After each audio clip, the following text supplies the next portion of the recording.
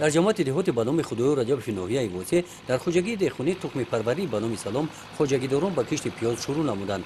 با استفاده از تجربه پیشقدم با واسطه همین تکنیک با تخم پوشک در مساحت 10 هکتار زمین پیاز کش می‌نمایند. کشت پیاز تاریخ همین تکنیک به استفاده مهنت دستی با خراجات کم و با صفت گذرانده می شود.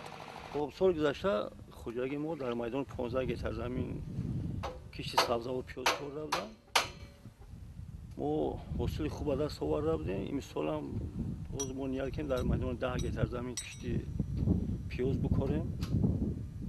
ماهیت کردن کشت در اون است که این تکنیکی که باز می‌بینید تکنیک گلندی است. گلند واریا این سلکا که با حساب میونه به هر یک هکتار زمین از 5 تا 6 کیلوگرمی تخم پیاز میکرد.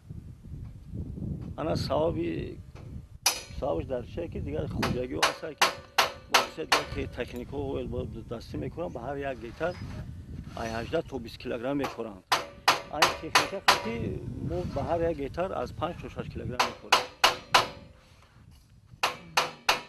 ثواب همه که دو جویک میرود هر یک جویک چرخ میکنه به هر موافق هوا قطعی تخمیر قبول میکنه با واسه کمپرسر دونه میکنه که 20 دونه به هر یک هکتار 5 کیلوگرمی یا 6 کیلوگرم درست میاد.